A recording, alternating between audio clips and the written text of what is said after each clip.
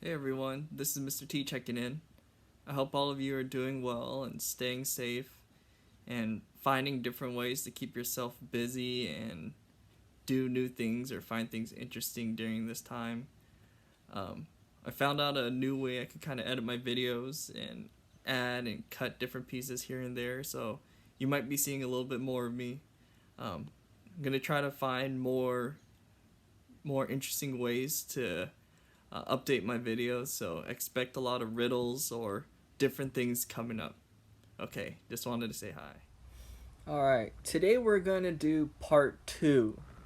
Okay, we're going to start off with difference of squares, and then we're going to go back and do some stuff with perfect square trinomials as well. Okay, so difference of squares. If we have two perfect squares that are being subtracted by one another, we have this formula. A squared minus b squared equals a minus b times a plus b. Okay, so let's look at an example here. Example 3. Factor x squared minus 16. X squared is a perfect square, and 16 is a perfect square. Okay, so if I look at a squared minus b squared equals a minus b times a plus b, I know I have x squared minus 16. What it's asking me to do is find the square root of x squared and find the square root of 16. Okay, and replace my a and b. So the square root of x squared is x, and the square root of 16 is 4. And it's just like that. Okay, so difference of squares, a squared minus b squared, is simply factored out to a minus b times a plus b. Okay, what happens here is when you're multiplying and distributing, that becomes positive 4x, that becomes negative 4x, and they cancel each other out. So that's why there's not, it's not a trinomial. There isn't that term in the middle.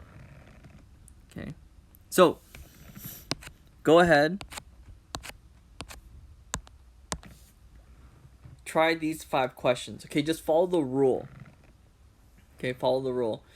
If you have perfect squares that are being subtracted by one another, it'll turn into a minus b times a plus b.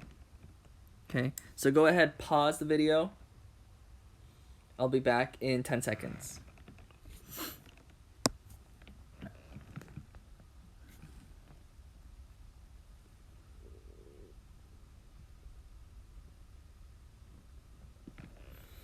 Alright, so number 1. The square root of x squared is x, and the square root of 81 is 9. Number 2, square root of x squared is x, square root of 25 is 5.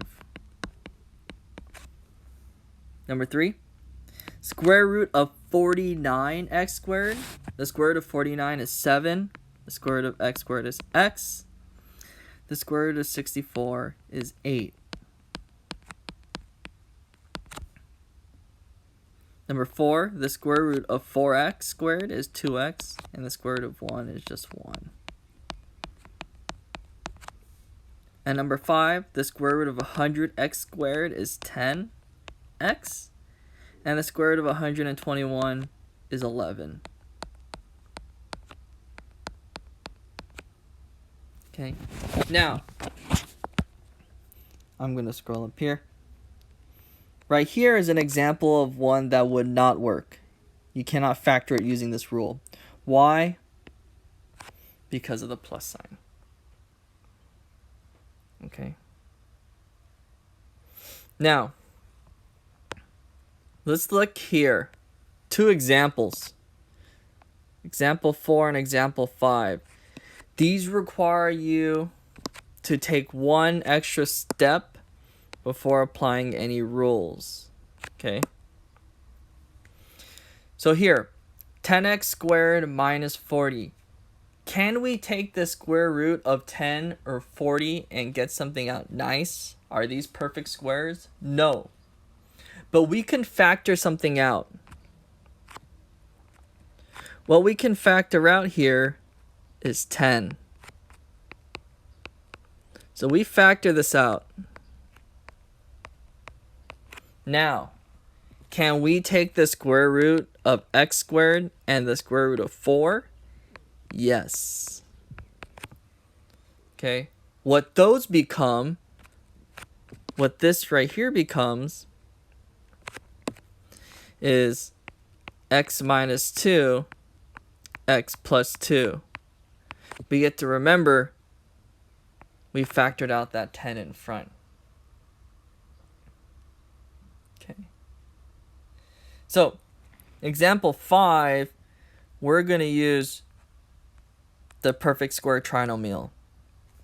We're either looking for this or this. Okay. Now we look. Right away, we have x cubed. We can't have that. So what we need to factor out from everything is x. Okay. Now, we have that 2 in front. We don't want that there, so we got to factor out the 2. Okay. What this becomes, if we divide everything by 2x, x squared plus 10x plus 25. Perfect square trinomial tells us if we have x squared plus 10x plus 25, we take the square root of our first term, x squared, which becomes x. We take the square root of our last term, 25, which becomes 5, and we square it. Now remember, we have to make sure, does this work? Here, we can even write it like this if we want.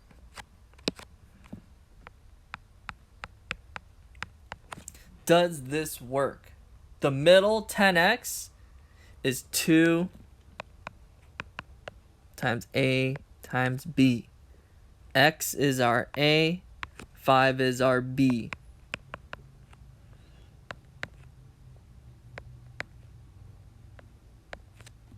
Okay. Oh, I'm sorry. Let me do this over.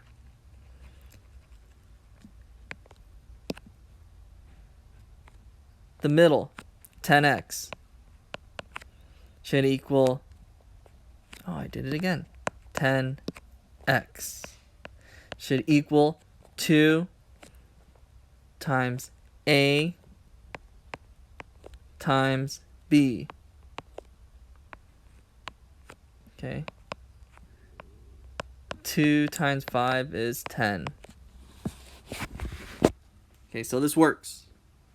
Okay, so there's times where you need to factor things out before you apply the rules. Okay. So, let's look at something different. Okay. Can you identify the pattern? X squared plus 7x equals 10. That becomes x plus 2 times x plus 5. X to the 4th plus 7x squared plus 10 is x squared plus 2 times x squared plus 5. X to the 6th plus 7x cubed plus 10 equals x cubed plus 2 times x cubed plus 5.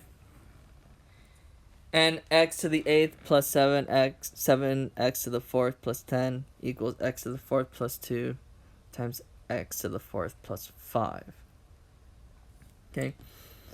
Hopefully what you noticed, the pattern. Where does this come from?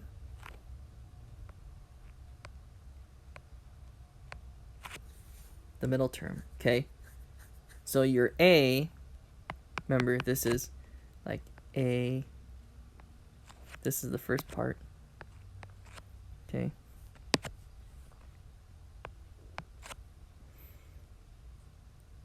Okay. Your a comes from the middle term.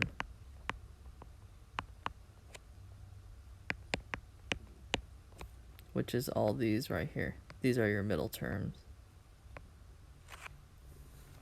Okay, so when you're factoring, this first portion comes from your middle term. Okay. So here, for examples, use the middle term.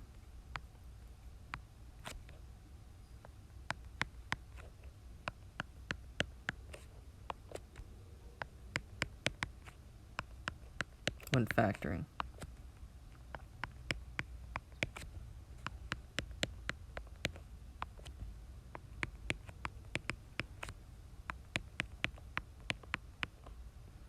What two numbers multiply to equal 10 and add to equal 7? 2 and 5.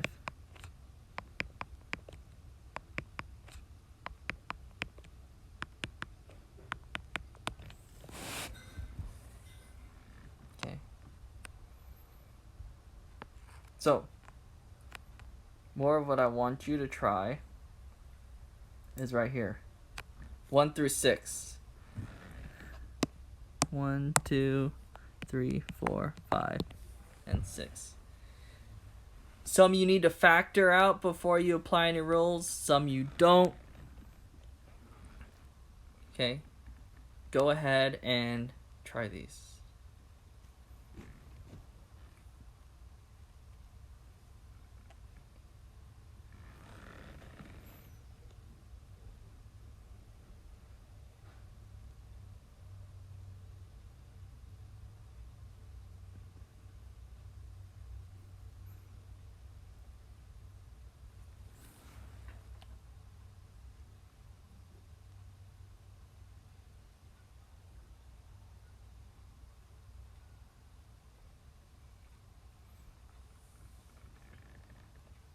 Alright, sorry I forgot to say the pause video. If you haven't, pause it right now. I'm going to start going over these.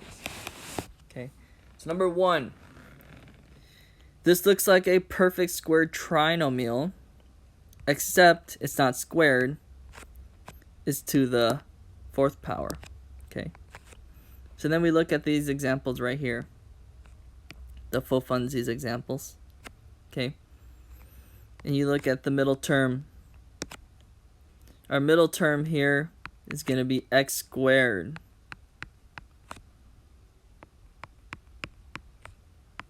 What are two numbers that multiply to equal 24 and add to equal 10? 6 and 4. Okay, and to make sure these actually work, go ahead and distribute. And it should equal that. Okay, so if you're not sure if your answer is correct, just redistribute and see if you get what you originally had. Okay, so same thing here, the for funsies. You look at the middle term, x to the 5th. What two numbers multiply to equal negative 48 and add to equal negative 2? Let's see. That would be negative 8 and positive 6. Okay, and again, go ahead, distribute, and see if you get this.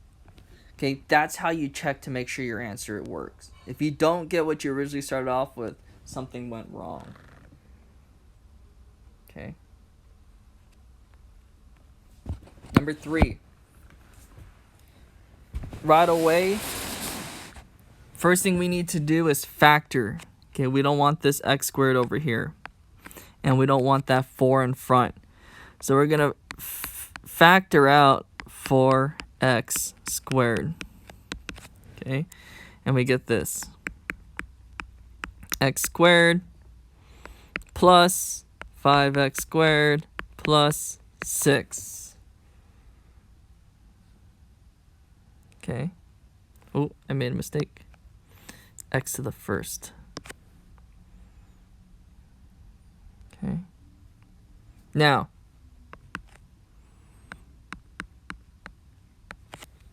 x squared plus 5x plus 6. We need to factor this. Two numbers that multiply to equal 6 and add to equal 5. 3. Oh, sorry. And 2. Okay. Number 4. We need to factor out something right away. We can factor out 5. This is a difference of two perfect squares, right? So apply your rule. A minus b times a plus b. Square root of x squared is x. Square root of 9 is 3.